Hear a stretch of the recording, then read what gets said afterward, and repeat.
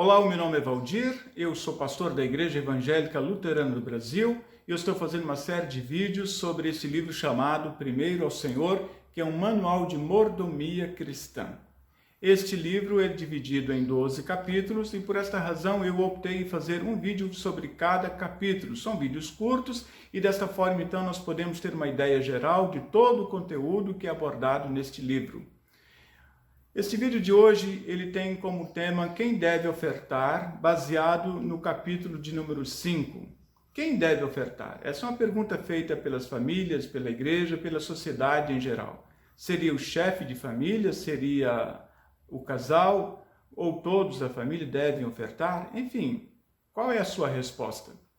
A igreja luterana, ela acredita que quem deve ofertar é todo aquele que é mordomo. Nós recebemos bens e dinheiro e por esta razão nós podemos sim, por recebermos bens e dinheiro, podemos ofertar. Então todas as pessoas que recebem bens e dinheiro podem ofertar. É uma pergunta que tem uma resposta bem simples.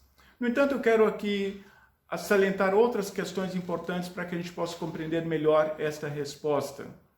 Os pagãos ofertam e se dedicam de corpo e alma ao seu Deus.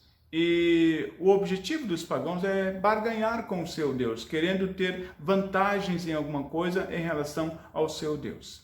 Nós, enquanto cristãos, não fazemos assim. Nós, enquanto pessoas cristãs, nós ofertamos porque reconhecemos em nós o amor de Deus. Reconhecemos a bondade, a misericórdia de Deus em tudo aquilo que nós fazemos na nossa vida. E Deus é tão bom para conosco que deu o seu próprio Filho Jesus para que morresse por todos os nossos pecados. Então nós ofertamos por causa da fé em nossos corações, por causa da bondade, do amor de Cristo em nós. Tudo isso se resume numa palavra chamada graça de Deus. A graça de Deus é que nos motiva a ofertar. Nós somos povo de Deus, nós somos novas criaturas de Deus, nós somos pessoas amadas por Deus e por esta razão, então, nós nos dispusemos a ofertar. Diferente, então, dos pagãos que fazem com o objetivo de terem uma barganha com Deus. As igrejas têm diferentes formas de ver essa questão de quem deve ofertar. Existe igreja, por exemplo, que eles colocam algumas taxas, então a família, eles fazem um rateio das despesas da igreja e jogam isso para suas famílias. Essa é uma forma de ver a questão da oferta. Enquanto igreja luterana, nós não fazemos assim. A Igreja Evangélica Luterana do Brasil, ela incentiva que a oferta seja proporcional, seja percentual, e também ela incentiva de que todas as pessoas sejam ofertantes, desde as crianças, os adolescentes, os jovens e também os adultos. Esta é uma orientação da Igreja Luterana. As crianças podem levar a sua oferta até o altar, os adolescentes podem levar também sua oferta, e uma das práticas muito comuns dentro da Igreja Luterana é de que o adolescente, após o ensino confirmatório, quando ele fez a confirmação, a sua primeira comunhão, quando ele participa da Santa Ceia, em que ele passa a ser um membro comungante da igreja, automaticamente também ele passa a ser um membro ofertante daquela congregação. Mas como ele vai ofertar se ele não tem dinheiro? É evidente que a família aqui entra junto, o pai, a mãe, distribui ou divide a sua oferta com o seu filho ou seus filhos para que eles também possam ofertar na igreja. Nada impede que isso seja feito. Desta forma, então, o adolescente ou a criança, quando ela leva a sua oferta, ela já é ensinada de como deve proceder em relação às suas ofertas. Uma pergunta que é comum entre as pessoas é se uma pessoa que é pobre, uma viúva, por exemplo, que não tem recursos, se ela deve ofertar ou não.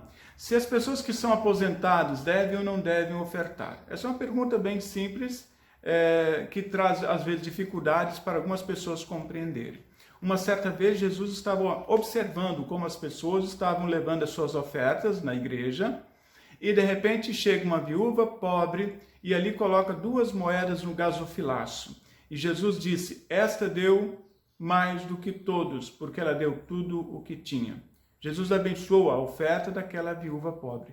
Ela não estava preocupada com as contas que ia para pagar, que tinha que para pagar. Ela não estava preocupada se teria ou não a comida depois. Simplesmente ela levou a sua oferta, crendo de que a sua vida seria transformada, de que ela receberia tudo aquilo em dobro depois no seu dia a dia. Esta foi a confiança que ela teve a partir das suas ofertas. Isso significa que todos podem ofertar: crianças, jovens, adultos, viúvas, viúvos, pessoas aposentadas. Um desempregado pode ofertar? Se ele tiver recursos, recebendo alguns recursos, ele pode ofertar de acordo com aquilo que ele recebe. Sempre nós lembramos que a oferta proporcional ou percentual, ela é mais fácil de ser gerenciada ou administrada. Simplesmente quando alguém coloca um valor assim, eu quero ofertar X por ano ou durante todo o mês, talvez ele não seja coerente com aquilo que ele está recebendo, porque se de repente ele fica desempregado, ele não tem como fazer a oferta naquele mesmo montante. Então, sempre nós recomendamos que todas as pessoas façam as suas ofertas, que coloquem isso como prioridade nas suas contas e que essa oferta ela pode ser proporcional, segundo tiver proposto no seu coração, conforme diz as palavras de Coríntios. Os pastores também devem ofertar, não devem deixar... Há pastores, por exemplo, que acreditam que pelo fato de eles estarem anunciando e vivendo do Evangelho, que eles não precisam ofertar. Isso é negativo, não há uma razão bíblica e teológica para isso. Quando nós falamos em termos de igreja de que todas as pessoas devem ofertar, também pastores, também as crianças, os adolescentes, os jovens e os adultos. Quando então o jovem ou o adulto não esteja trabalhando, a oferta pode ser dividida com alguma pessoa da família que esteja trabalhando naquele momento. Por exemplo, se uma pessoa vai ofertar R$100 todo mês, e a sua família não está trabalhando, os integrantes da família não estejam trabalhando naquele mês, aquela oferta de R$100 é rateada entre os integrantes da família para que todos possam participar e fazerem a sua oferta com gratidão e alegria ao nosso Deus. Então, quem deve ofertar? Todas as pessoas que recebem bens e dinheiro. Que Deus abençoe, então, a todos nessa reflexão. Um grande abraço.